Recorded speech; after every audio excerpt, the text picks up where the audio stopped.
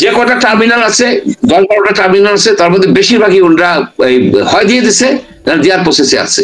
আমি মনে করি কি ওনাদের সতর্ক হওয়া উচিত। আমি ওনাদেরকে সতর্ক করতেছি এই কারণে আমি সতর্ক করতেছি, এরা সব জেলে যাবে, সব জেলে যাবে, সব তদন্ত হবে। প্রফেসর ইউনূস হ্যামিলিয়নের বাসিওয়ালা, উনি ইউনূসের কথা বলতেছেন, উনি বাসি ফু দিচ্ছেন, সব যাচ্ছে। বাস্তব চিত্র হলো কেউ কিন্তু তার বিরোধিতা করতেছে না, একবার করলে দ্বিতীয়বার আবার চুপ হয়ে যায়। এই যে একটা ভয়, শঙ্কা, আমি বেশি কিছু করে হয়তো ক্ষমতা এদিক ওদিক হয়ে যেতে পারে। দেখেন কি সুন্দর সে হ্যামিলিয়নের বাসিওয়ালা বলছে।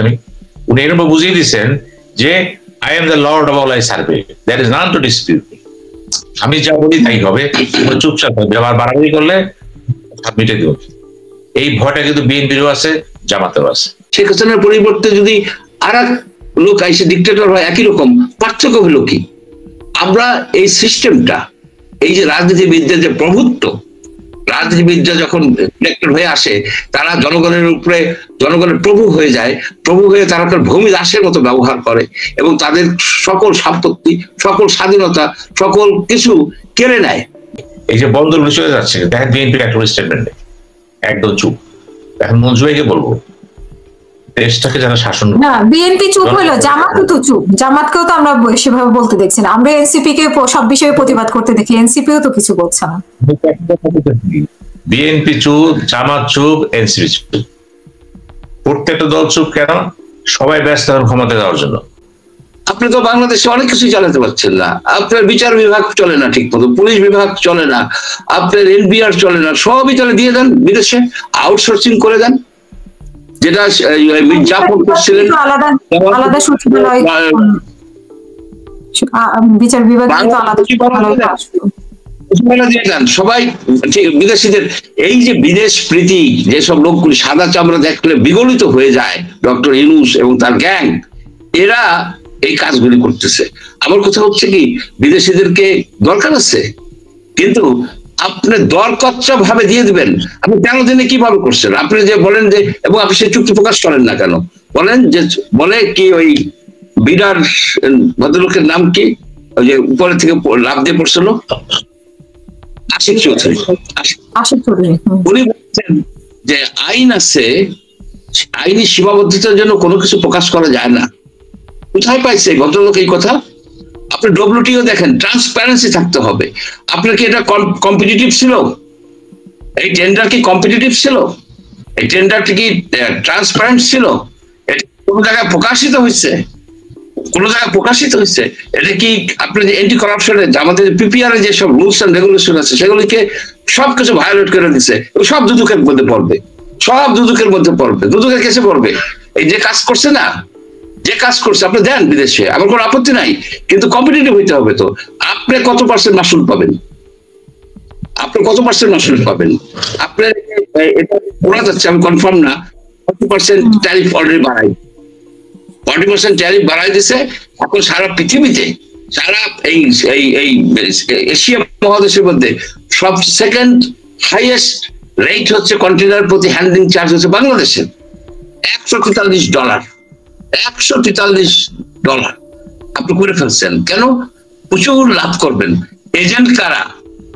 এইসব কোম্পানির লোকাল এজেন্ট কারা? সেগুলিকে দুদকের খুঁজে বাইর করা উচিত। এখানে একটা বড় ধরনের দুর্নীতি হয়েছে, অনেকের হাতে হ্যান্ডকাপ পরানো হবে ইভেন্চুয়ালি। দেশের সম্পদ আমরা এইভাবে দিয়ে দিতে পারি না।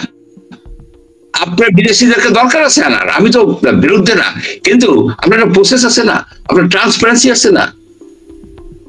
আপনার কি এটা কম্পিটিটিভ হয়েছে? কত টাকার হয়েছে? আপনার ওই যে বলে যে ভদ্রলোক যে এই আইনি সীমাবদ্ধতা আছে, ওনার আইন সম্বন্ধে জ্ঞান সীমাবদ্ধ। উনি পিপিআরটা পড়ে দেখুক, উনি যে ডব্লিউটিওর আইন কানুনগুলি দেখুক, যে কি কি আছে, কি আছে এখানে। এখানে আপনার সম্পূর্ণ জিনিসটা জানাইতে হবে। আপনার কনফিডেন্সিয়ালিটি যে ক্লজগুলি, সেগুলি কিসের জন্য? সেগুলি হচ্ছে কি ওই কোম্পানির যেসব আপনার প্রোপ্রাইটারি টেকনোলজি আছে, তাদের সফটওয়্যার আছে, এবং তারা যেন কোনোভাবে তথ্যগুলিকে আগে পাচার না করে দেয়, সেই সব বিষয়। কিন্তু টেন্ডার প্রসেসে টেন্ডারটা আপনি প্রকাশ করবেন না, এটা কোন আইনে আছে? বাঙালিকে কি হাইকোর্ট দেখায় নাকি এরা? কোন আইনে আছে? আপনি টেন্ডার প্রসেস আপনি বলবেন না যে আপনি কি আরো কোম্পানি আছে না অপারেটর, আপনি এদের সাথে আনলফুল যোগাযোগ করছেন কেন?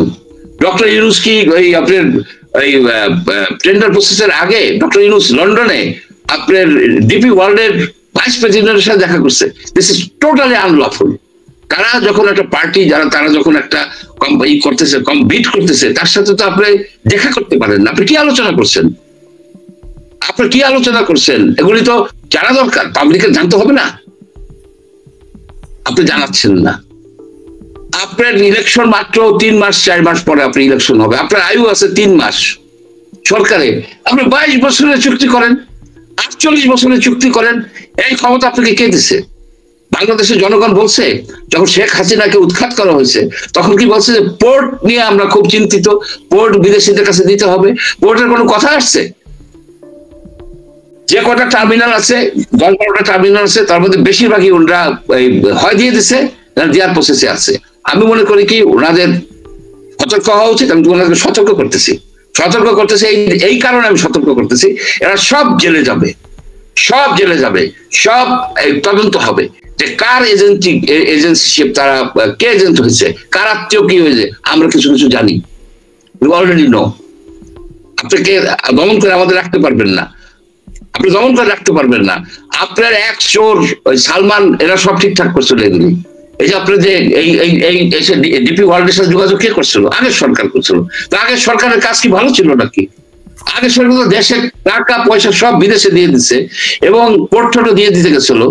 সেই সরকারের কাজ আপনাদেরকে দায়িত্ব দেওয়া হয়েছে যে শেখ হাসিনার আমলের যে চুরি বাকি অংশটা কমপ্লিট করার জন্য। সত্যি দুঃখজনক। আমরা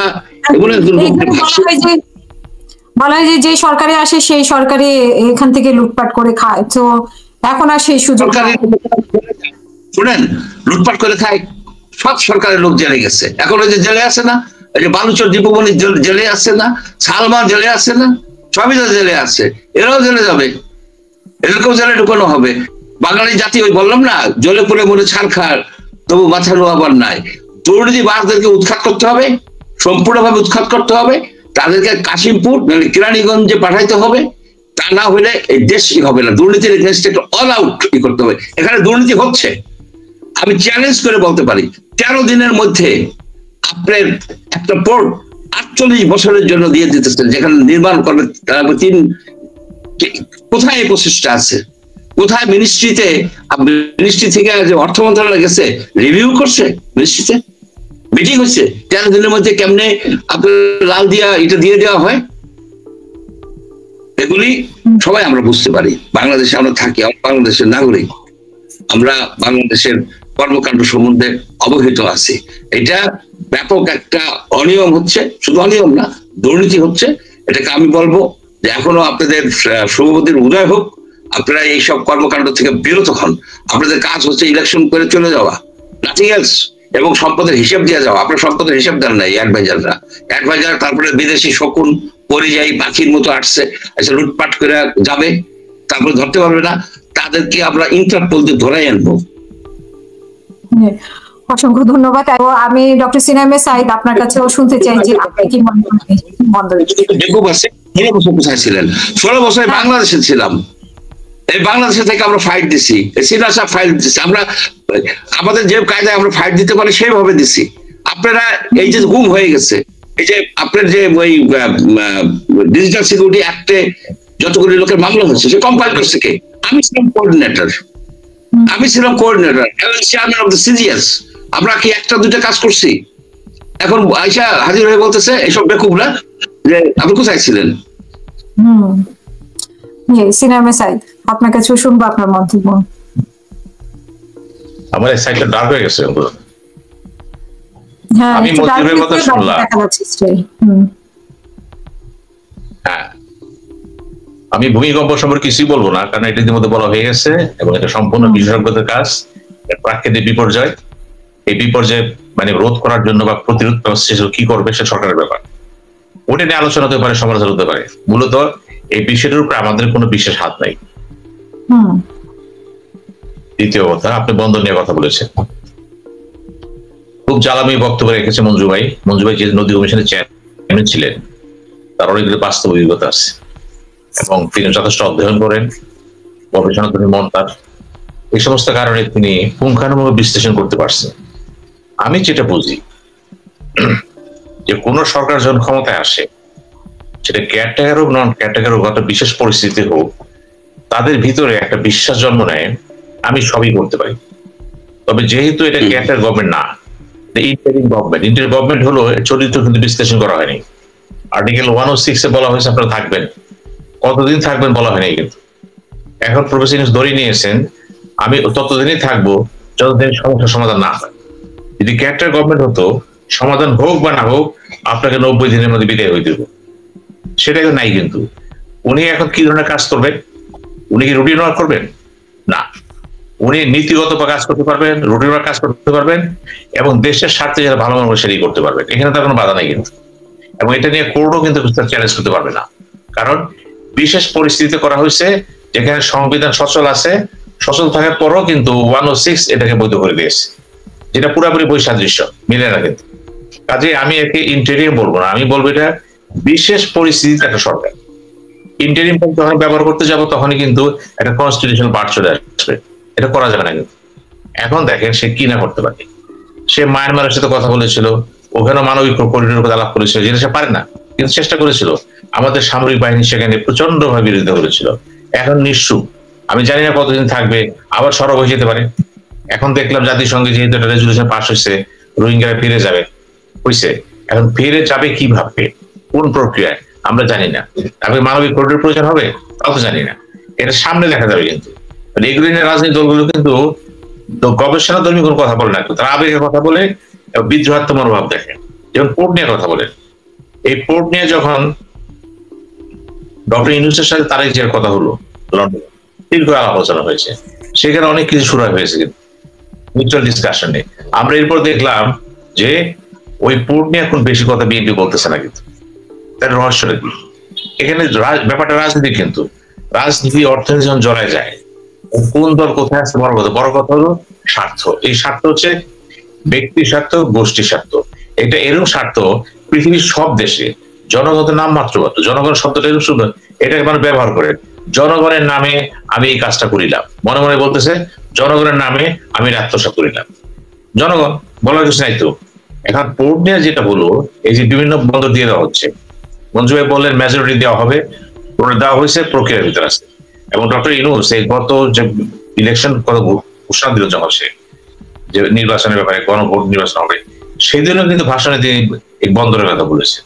তিনি কিন্তু জুলাই সনদ যে দস্তখত হলো সেদিনও তিনি বলেছেন দরকার ছিল না। কিন্তু উনি কিন্তু বারবার প্রমাণ করার চেষ্টা করতেছেন বে অফ বেঙ্গল আমাদের আগে ভবিষ্যৎ, এবং এই ভবিষ্যৎকে ত্বরান্বিত করতে হলে আমি যা কিছু করতেছি জরুরি প্রয়োজন। আমি তার প্রথম কথার সাথে একমত। বে অফ বেঙ্গল আমাদের জন্য জরুরি এবং প্রচুর সম্পদ এখানে আমাদের আছে। এখানে গ্যাস, তেল, বিভিন্ন মৎস্য, বিভিন্ন জিনিস পাওয়া যাবে এখানে। আমরা যদি যেগুলি আহরণ করতে পারি, নিঃসন্দেহে বৈদেশিক চিত্র ঘুরে যাবে, আমাদের অর্থনীতি ঘুরে যাবে। কিন্তু প্রশ্ন হচ্ছে বর্তমান সরকার যে প্রক্রিয়া করতেছে, প্রসেস, যেটা মঞ্জু ভাই জোর দিলেন, কিন্তু এই প্রসেসটার সাথে কিন্তু অনেকে দ্বিমত পোষণ করতেছে। রাজনৈতিক দলগুলো কথা বললেও একবার কথাটা হ্যাঁ, দুইবার করে না, হয় না। কিন্তু চিটাগং বন্দর নিয়ে যারা জড়িত, তারা সেখানে স্ট্রাইক করতেছে। কিন্তু সবচেয়ে বড় কথা হলো আমির খসরু চিটাগং এর লোক, তার একটা প্রভাব আছে কিন্তু সেখানে। উনিও কিন্তু নিশ্চুপ, কারণ ওনার সর্বোচ্চ কমান্ড বলে দিয়েছে গো slow, let us see what is going on. অর্থাৎ তারেক জিয়ার ভাষ্য হলো বিএনপির ভাষ্য, বিএনপির ভাষ্য হলো তারেক জিয়ার ভাষ্য না। সমস্যাটা সেখানে হয়। আমাদের দেশের রাজনীতিটা হচ্ছে সব সময় নেতার ভাষ্য দলের ভাষ্য, দলের ভাষ্য নেতার ভাষ্য না। নেতার ভাষ্য জনগণের ভাগ্য, জনগণের ভাগ্য নেতা কিন্তু প্রভাবিত করে না। কিন্তু এই যে বিষয়টা জুলাই সনদের দেখেন, এত কিছু হওয়ার পরও এখনো কিন্তু পরিবর্তন হয়নি, কোনো পরিবর্তন নাই। একটা সনদ পাশ করেছেন, সেই সনদটা কি বলবেন, গণভোটে যাবেন, গণভোটে যাওয়ার পর আবার সংসদ সেটা করবে, 1 বছর চলে যাবে, কিন্তু 2 বছর যেতে পারে, করে নাই। তাহলে কি করলেন? অর্জনটা কি? অর্জনটা ওইটাই ছিল, যদি করতে পারতেন, জুলাই সনদ যদি গণভোটে নিতে পারতেন আগে, সেটা ছিল সঠিক অর্জন, গণ অভ্যুত্থানের সাথে সম্পর্কযুক্ত। সেটা হয় নাই বলেই এখানে গোজামিল হয়ে গেছে। কিন্তু বিএনপি তো বলছে আমাদের 31 দফা আছে, আমরা সেটা আগে দেখবো, তারপর আমরা দেখবো কি করতে পারি। কারণ প্রত্যেক দলেরই তো একটা এজেন্ডা আছে, আর ফরেন পলিসি আছে, ডিফেন্স পলিসি আছে, ইকোনমিক পলিসি আছে, সমুদ্র পলিসি আছে। তিনি দেখবেন তার ভীষণ মিশনটা, ওই ভীষণ মিশনে যদি চলে যান তাহলে জুলাই সনদ থাকে না তো। এখন জুলাই সনদ ধরতে পারেন যে মোটামুটি একটা মোয়া, যদি একসাথে ভোট হয় তাহলে ধরে নেন বর্তমান সংবিধান আওতা ভোটটা হচ্ছে, আর বর্তমান সংবিধান ভোট হলে ওই ঘুরে ফিরে একই হলো, সেই প্রধানমন্ত্রী হবে একজন, সংসদ নেতা হবে সেই ব্যক্তি, দলের নেতা সেই ব্যক্তি, রাষ্ট্রপতি প্রধানমন্ত্রীর ক্ষমতা ভারসাম্য এখন হবে না, পরে 2 বছর পরে। তাহলে এই 2 বছরে যদি কোনো কারণে যদি প্রেসিডেন্ট চলে যায়, বর্তমান প্রেসিডেন্ট যাওয়ার সম্ভাবনা বেশি, হয়তো তিনি পদত্যাগ করবেন, তার বলা হবে নতুন প্রেসিডেন্ট আসবে, সেই প্রেসিডেন্ট কে হবে, সে আরো দুর্বল হবে, সে কারণ তার তিনি ক্ষমতা নিচ্ছেই দুর্বল হবে সে। এটা তো কথা ছিল না, কথা ছিল এই কনস্টিটিউশন বাস্তবায়ন হবে, জুলাই সনদ হয়ে যাবে, নতুন সংসদ আসবে, বাস্তবায়ন শুরু হয়ে যাবে, গণভোট পার্ট অফ দ্য কনস্টিটিউশন হয়ে যাবে। সেটা হয় নাই কিন্তু। এই যে গোজামিলটা, এদিকে জামাত খুশি, বিএনপিও খুশি, এনসিপি খুশি। প্রফেসর ইউনূস দেখেন, উনি যে বিশ্বমানের ব্যক্তি, কিন্তু ওনার খেলা সহজ বুঝতে পারবেন না, নীরব চুপচাপ থাকে, আস্তে আস্তে কথা বলে, কিন্তু গভীর জলের মাছ। এই যে গভীর জলের মাছ, তারা কয়জন চিনতে পেরেছে? মাহমুদুর মান্না বলেছে তার সাথে কথা বলে মনে হয় সবই দিয়ে দিল, বাইরে দিয়ে কিছু দেয়নি। এই যে ব্যাপারটা দেখেন তো, এরকম একটা ব্যক্তিত্ব যখন বসে সবার সামনে, সে চিন্তা করে এরা কারা, এরা কি বুঝে? আমি যা বুঝি, আমি যা জানি, এরা কিছু জানে না, এরা লেখাপড়াই করে না, জনগণের কাছে নাম আস্তে আস্তে, অধিকাংশ চাঁদাবাজ, অধিকাংশ লুটেরা, অধিকাংশ স্মাগলার, অধিকাংশ অর্থ পাচারকারী। উনি তার ধারণাটা কি? ধারণাটা তো নেগেটিভ। ওই নেগেটিভ ধারণাটা যদি মনে করেন, এবং তিনি কিন্তু সব দলগুলোকে একটা মোড়ে নিয়ে আসছেন। কিন্তু বলা হচ্ছে জাতীয় ঐক্যমত্য হয়নি তো, 84-র মধ্যে 48 হয়নি, নোট অফ ডিসেন্ট দিচ্ছেন। নোট অফ ডিসেন্ট যেগুলো দিচ্ছেন, বিএনপি যদি ক্ষমতা যায় ওই 48 করবে না, তারা ওই হাতে দিবে না, তারা আমরা চাইনি তো। তাহলে কেন দিলে? এই প্রশ্ন কিন্তু এই জুলাই সনদ যেভাবে দেওয়া হয়েছে গণভোটে, পুরোপুরি বিএনপির পক্ষে গেছে, এবং বিএনপিকে কিন্তু ক্ষমতা পাঠিয়ে দেওয়া হয়েছে। কিভাবে? পুরো প্রশাসনটা কিন্তু বিএনপির পক্ষে চলে যাবে। তারা মনে করে বিএনপি ক্ষমতায় আসবে, যেহেতু জামাত বলতেছে, আমরা চেষ্টা করতেছি। জামাতের বিষয়টা তো হবে নির্বাচনের সময়, ভূমিধস হবে কি হবে না এটা পরের ব্যাপার, আপাতত দৃশ্য হয় নাই। কিন্তু একইভাবে এই যে বন্দরগুলো চলে যাচ্ছে, দেখেন বিএনপির একটা স্টেটমেন্ট একদম চুপ।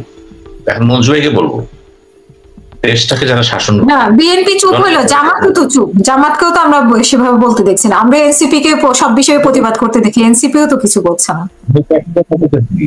বিএনপি চুপ, জামাত চুপ, এনসিপি চুপ, প্রত্যেকটা দল চুপ। কেন? সবাই ব্যস্ত এখন ক্ষমতা দেওয়ার জন্য। জামাত মনে করতেছে নীরব বিপ্লব হবে, একটা ভূমিকম্প হবে, আমি ক্ষমতা চলে যাবে। বিএনপি মনে করতেছে আমার ক্ষমতা এসে গেছে, জনগণ তো আমার সাথে আছে। এই যে ব্যাপারটা দেখেন, এনসিপি কি করবে? সেও ভাবতেছে কিছু সিটে পাইতে পারি, হয় সমঝোতা পাবো না একা পাবো, পরের ব্যাপার। কিন্তু মূল শক্তি হচ্ছে জামাত আর বিএনপি। ভোটের রাজনীতি এনসিপি এখনো কিন্তু তারপরটা কিন্তু প্রমাণ সাপেক্ষ, আর জামাত আর বিএনপি প্রমাণিত, তারা কোর্স সংসদে ছিল, আবার সংসদে যাবে। এখন তারাও চুপ, এখন তারা চুপ আছে। দেখেন তারা এসে কি করবে? আপনি চুক্তি যদি করে ফেলান, নন ডিসক্লোজার যে ইটা আছে, ক্লজ গুলো আছে, এগুলো থাকবে, এটা প্রকাশ পাবে না তো, কোন সরকার এসে প্রকাশ পাবে না। অর্থাৎ তারা কিন্তু ইতিমধ্যেই সম্মতি দিয়ে দিয়েছে, ইউনূস সাহেব can do it, can do it. এখন সংসদে যে তারা কি করবে ওটা পরের কথা। তো এখন তো ক্যান ডু ইট, এই যে ক্যান ডু ইট, তাহলে প্রতিরোধ কে করবে? মঞ্জু ভাই কত চিৎকার করবে? মঞ্জু ভাইকে বসতে হবে, চিৎকার করতে পারেন, ভালো ভালো কথা বলতে পারেন, যুক্তিসঙ্গত কথা বলতে পারেন, জনগণের কথা বলতে পারেন, কিন্তু জনগণ নিয়ন্ত্রণ করে দলগুলো। জনগণ বলতে কি বোঝায়? বিএনপির পক্ষে কিছু, জামাতের পক্ষে কিছু, অন্যান্য দলের পক্ষে কিছু। এই তো জনগণ তো কারো একক না, কিন্তু যখন কথা বলে জনগণের নাম নিয়ে কথা বলে, এবং সরকারের কথা বলে জনগণের নাম নিয়ে কথা বলে। সরকারের সুবিধা হলো প্রত্যেকটা দল এবং তাদের অঙ্গ সংগঠন শুরু করে বিভিন্ন শ্রমিক সংগঠন সবগুলো গন্ডালিকা প্রবাহের নেয়। প্রফেসর ইউনূস হ্যামিলিয়নের বাসিওয়ালা, উনি ইউনূসের কথা বলতেছেন, উনি বাসি ফু দিচ্ছেন, সব চলে যাচ্ছে। বাস্তব চিত্র হলো কেউ কিন্তু তার বিরোধিতা করতেছে না, একবার করলে দ্বিতীয়বার আবার চুপ হয়ে যায়। এই যে একটা ভয়, শঙ্কা, আমি বেশি কিছু করে হয়তো ক্ষমতা এদিক ওদিক হয়ে যেতে পারে। দেখেন কি সুন্দর সে হ্যামিলিয়নের বাসীরা বলছে। উনি এরকম বুঝিয়ে দিচ্ছেন যে I am the lord of all I survey, that is not to dispute me. আমি যা বলি তাই হবে, চুপচাপ হবে, আবার বাড়াবাড়ি করলে হাত মিটে দিব। এই ভয়টা কিন্তু বিএনপিরও আছে, জামাতেরও আছে। উনি সবারই খুশি করতে চাচ্ছেন কিন্তু, আর সবারই যে খুশি করে সে জনগণের সাথে কিন্তু সে প্রধানমন্ত্রী, এটা খেয়াল রাখবেন। সবাইকে খুশি করা কিন্তু আল্লাহও কিন্তু বলে নাই এই জন্য কিছু শয়তান রাখছে কেন, খারাপ লোক ভালো লোক আছে না, সবাই তো খুশি হতে পারে না। অসংখ্য ধন্যবাদ। আমি ডক্টর মঞ্জু চৌধুরী, আপনি যদি এই ব্যাপারে কিছু আর একটু যোগ করতে চান করবেন, কিন্তু পাশাপাশি আমি যেটা জানতে চাচ্ছি, শেখ হাসিনার রায় হয়েছে এবং সেই রায় নিয়ে আন্তর্জাতিক মানবাধিকার সংস্থাগুলো বিভিন্ন রকম বিবৃতি দিয়েছে, সেই রায়ের বিপক্ষেই দিয়েছে আসলে। এবং আমরা দেখেছি যে অজিত দোভালের সাথে বৈঠক হয়েছে ডক্টর খলিলের, এবং ঠিক রায় হয়েছে 17 তারিখে, 19 তারিখেই তিনি দিল্লি গিয়েছেন এবং সেখানে অজিত দোভালের সাথে বৈঠক, যদিও বলা হচ্ছে যে সৌজন্য সাক্ষাৎ মত বিনিময় হয়েছে, তো কিন্তু শোনা যায় যে আরো কিছু আলাপ হয়েছে। অনেকে অনেক কথা বলছেন, আপনার কাছে কি মনে হয় এটা শুধুমাত্রই সৌজন্য সাক্ষাৎ কিনা? না, এখানে তো একটা মিটিং ছিল, কলম্বো সিকিউরিটি কনক্লেভ। সেই মিটিংটার অবভিয়াসলি অস্টেনসিবলি সেই মিটিং এ আমাদের national security adviser Khalilur Rahman গিয়েছেন, কিন্তু উনি তার একদিন আগেই গিয়েছেন। সেখানে অজিত দোভালের সাথে ওনার মিটিং হচ্ছে বলে জানা যায় কি এটা সবাই, এটা ওপেন সিক্রেট অজিত দোভালের সাথে। এখন আলোচনা কি হয়েছে? আলোচনা ডেফিনেটলি ভারত তাদের যেসব কনসার্ন আছে সেই কনসার্ন গুলি তারা উল্লেখ করছে, যে আপনার এই সিকিউরিটি, তারপর পাকিস্তানের সাথে যে বাংলাদেশের যে সম্পর্কটা ইমপ্রুভ করতেছে, ঘন ঘন পাকিস্তানি জেনারেলরা আসতেছেন, এইসব জিনিস নিয়েই আলাপ আলোচনা হয়েছে। অ্যাট দ্য সেম টাইম আপনার যে শেখ হাসিনার বিচার হয়েছে, তাকে তো অবভিয়াসলি তাকে হ্যান্ড ওভার কথা বলছেন, কিন্তু যেটা মনে হয় তাকে ভারত কখনোই হ্যান্ড ওভার করবে না। শেখ হাসিনার ইস্যু সেটেলড হয়ে গেছে, সে কোনোদিনই বাংলাদেশে আসবে না, এবং বাংলাদেশও খুব সম্ভব কোনোদিনই তাকে ধরে ফাঁসিতে ঝুলাতে পারবে না। এইখানে তার যে শেখ হাসিনার যে ডাইনেস্টি এবং যে তার যে অ্যাডমিনিস্ট্রেশন ছিল, তার সাথে যেসব লোকজন ছিল, তাদের ভাগ্য আমি বলবো সিল্ড, একেবারে তারা বিলীন হয়ে যাওয়ার পথে। ভারত তাদেরকে নিয়ে আর কোন রকমের কি বলে নাড়াচাড়া করবে না। ভারত চাইবে যে বাংলাদেশে যে নতুন অ্যাডমিনিস্ট্রেশন আসবে, ইলেক্টেড অ্যাডমিনিস্ট্রেশন আসবে, তাদের সাথে একটা ওয়ার্কিং রিলেশনশিপ এস্টাবলিশ করতে ইন্টারেস্টেড হবে। এটি নর্মাল একটা বৃহৎ প্রতিবেশী হিসেবে। এবং বাংলাদেশের যে গভর্নমেন্ট আসবে, ইলেক্টেড গভর্নমেন্ট যেদিনই আসে, তারাও কিন্তু ভারতের সাথে একটা ওয়ার্কিং রিলেশনশিপ, যেটা শেখ হাসিনার আমলে যে রিলেশনশিপ ছিল সেটা হাজব্যান্ড ওয়াইফের মতো রিলেশনশিপ ছিল, একেবারে সবকিছুই ভারতকে দিয়ে দেওয়া হয়েছে, সেই রকম আর কোনোদিন হবে বলে মনে হয় না, হবে না বাংলাদেশে। ভারত তার ফুটহোল্ড আগের মতো কখনোই ফিরে পাবে না, কারণ বাংলাদেশের জনগণ এ বিষয়ে খুবই সতর্ক, এবং রাজনীতিবিদরাও কিন্তু সতর্ক, কারণ ভারতের সাথে তার ভালো সম্পর্ক আছে কোনো পলিটিক্যাল লিডারের, এটা তো একটা বড় ধরনের নেগেটিভ কনোটেশন এসে যায়, একটা নেতিবাচক দৃষ্টিতে দেখা হয়। এইসব বিষয়ে তারা একটা আলোচনা করছেন, তাতে খুব যে বিরাট কিছু প্রোগ্রেস হয়েছে বা হবে এটা আমি মনে করি না।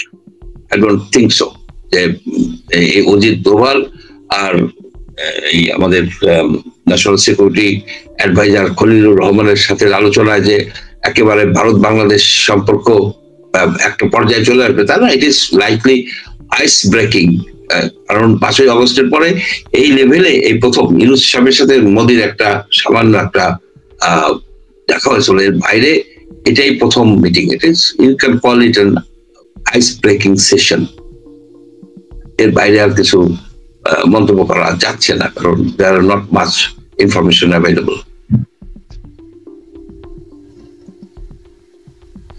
অনেকে বলছেন যে খলিলুর রহমান যদি এসে বলেন তাহলে আমরা জানতে পারবো যে কি আলাপ হয়েছে, আবার যদি খলিলুর রহমান না বলেন, জি এম কাদেরের মতো যদি বলেন, তাহলে এখন খলিলুর রহমান আসলে খোলামেলা বলবেন কিনা সেটা একটা বিষয়।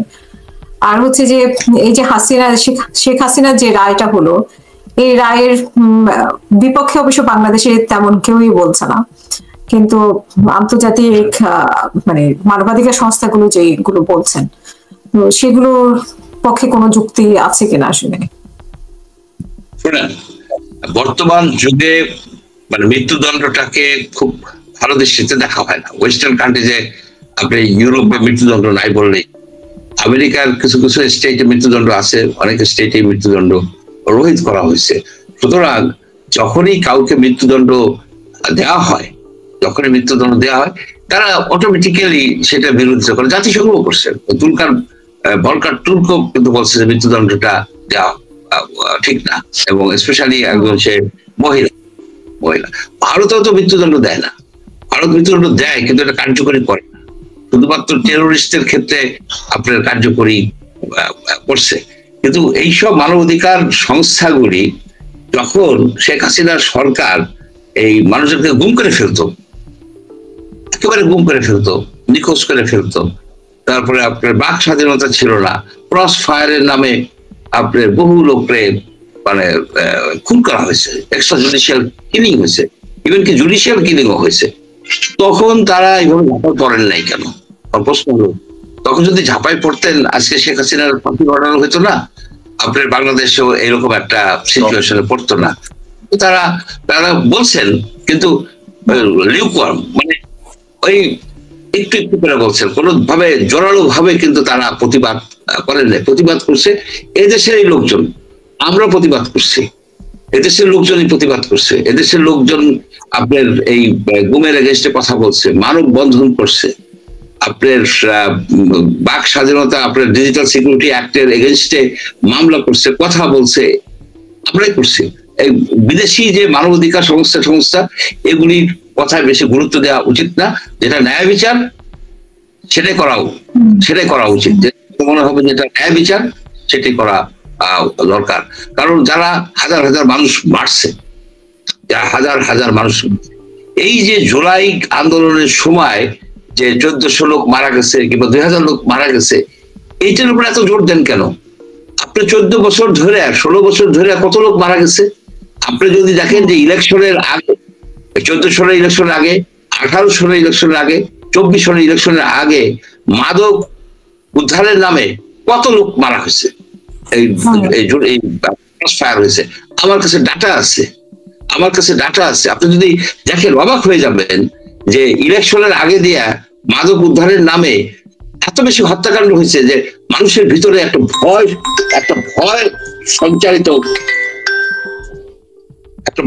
সঞ্চারিত করার চেষ্টা ছিল, এবং তারা সাকসেসফুল ছিল।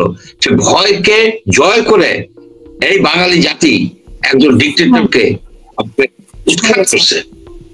এটা কিন্তু সহজ ব্যাপার না। এবং সেই সাথে আমাদের ছিল সেনাবাহিনী না থাকলে এই বিজয় এত সহজে আপনার অর্জন করা সম্ভব হতো না। আপনি অনেকবার সেনাবাহিনী সরকারের সাথে থাকে নাই, তখন সেই সরকারের পতন হয়েছে। এই সেনাবাহিনী তারাও জোড়া যোদ্ধা ইনস্টিটিউশন হিসেবে, তারা যদি এই সেনাবাহিনীর পেছনে শক্তভাবে দাঁড়ায় যাইতো, আজকে আপনারা এই কথা বলতে পারতেন না।